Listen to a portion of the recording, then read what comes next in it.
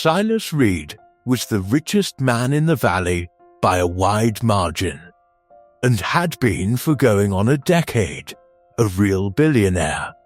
The kind of wealth most folks can't picture even when you put the number in front of them.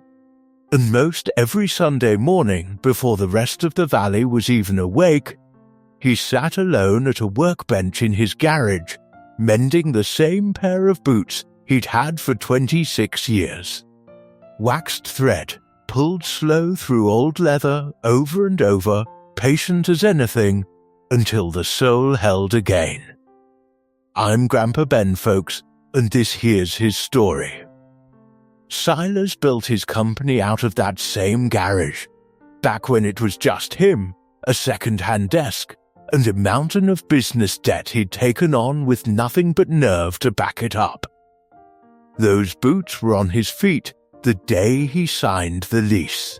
They were on his feet 3 years later when the company nearly folded, when he was mowing lawns on weekends just to keep the lights on, while he and 2 employees built something folks told him wouldn't work. And they were on his feet the morning, 6 years after that, when the company went public and made Silas the richest man in the valley. Everybody figured he'd retire those boots the day the money came in. He didn't.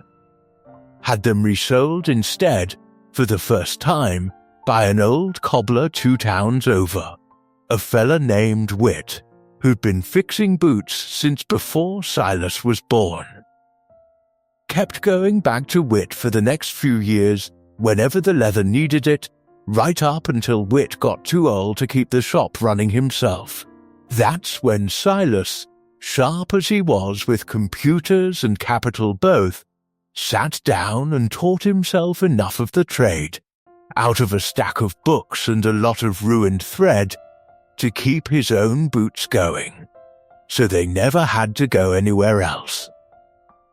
By the time this story catches up to him, Silas was running a company with offices on 2 continents, and still spent his Sunday mornings hunched over that same workbench, same boots, same slow rhythm of thread through leather.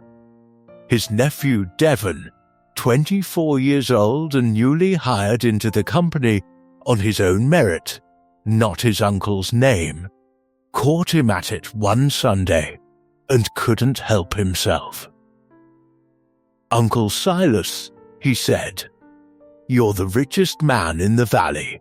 You could have 100 pairs custom-made tomorrow. Why keep patching up an old pair like you can't afford new ones?" Silas didn't look up from the needle right away. Took his time answering, the way he took his time with most everything that mattered. "Devon," he said, "everybody in this valley thinks getting rich means you never have to struggle with your hands again. Buy your way clean out of every broken thing. I used to think that too, before I had the money to test it." Devon figured that was just an old man being sentimental, and let it drop. What he didn't know yet, what Silas hadn't told hardly anybody, was the year those boots very nearly ended up in a landfill instead of on his feet. It was about 4 years after the company went public, when a woman Silas had hired to handle his public image sat him down and told him plain, the boots had to go.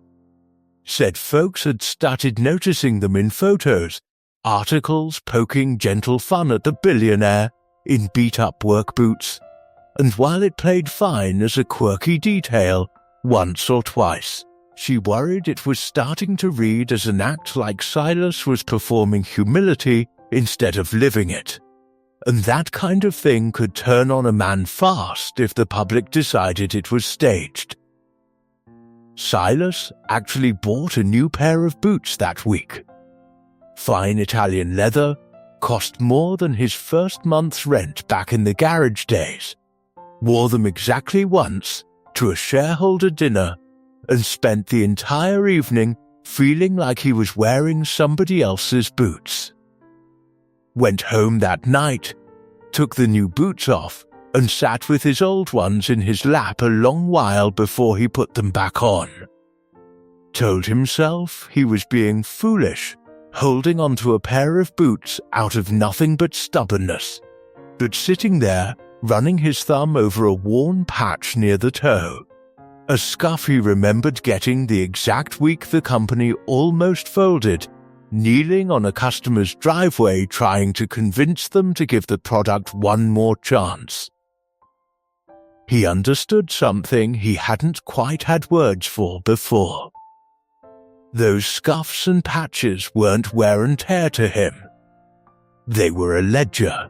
Every hard year the company survived was stitched somewhere into that leather, and a brand new pair of Italian boots didn't carry a single one of those years with it. They were just leather. Expensive leather, but empty of everything that actually mattered to him. He donated the new pair the next morning and never brought the subject up with his image consultant again. Told her kindly but firmly that the old boots stayed, and if folks wanted to poke fun at a billionaire mending his own soles, that was a smaller cost than what he'd lose by keeping them off his feet.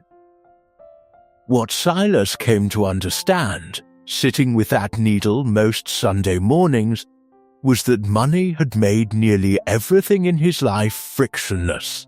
He didn't have to fix his own car anymore, didn't have to figure out a tight budget, didn't have to solve most problems himself at all, could throw money at nearly anything and watch it disappear. And somewhere in all that ease, he'd started to worry the very thing that built the company in the first place. The grit, the patience, the willingness to sit with something broken until it worked again might go soft from disuse, same as anything does when nobody bothers exercising it. Mending those boots, one Sunday at a time, was Silas's way of keeping that part of himself sharp on purpose, in a life that otherwise never asked him to use it. Devon didn't fully understand any of that, not the day he asked about it. But a couple years later, after a product launch under his own leadership missed its numbers so badly the company lost its biggest retail partner over it, Devon found himself back in that garage on a Sunday morning, sitting across from his uncle, watching him work a needle through leather without even looking at it. "How do you sit with something broken that long?" Devon asked, without just wanting to throw it out and start over. Silas handed him a scrap of leather and a spare needle and told him to try it himself before he answered that. Took Devon the better part of 20 minutes to get one clean stitch.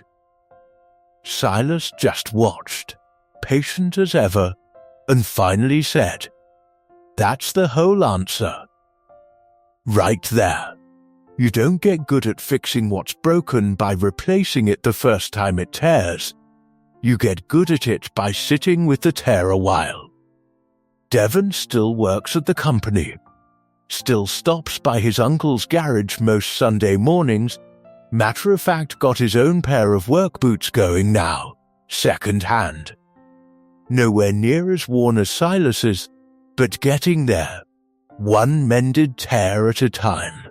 Now, maybe you don't have an old pair of boots sitting in your closet, but I'd wager most of you watching this have got something in your life you've been meaning to replace instead of repair.